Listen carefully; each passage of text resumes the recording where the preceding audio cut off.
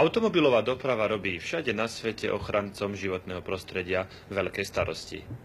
Výnimkou nie je ani Sofia, kde počet automobilov neprestajne narastá, a to takým tempom, že sa práve výfukové plyny stali problémom, ktorý je treba bezodkladne riešiť.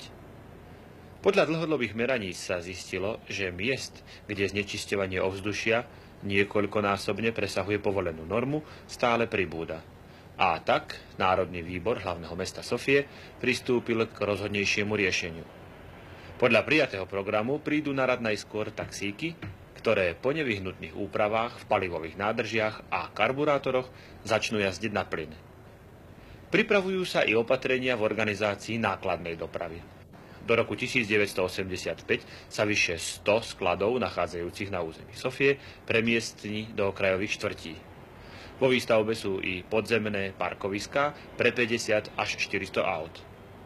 V hromadnej doprave sa počíta s prednostným budovaním trolejbusových a električkových tratí, ktoré napriek tomu, že sú investične náročnejšie z hľadiska prevádzky a ochrany životného prostredia, sú v porovnaní s autobusmi oveľa výhodnejšie.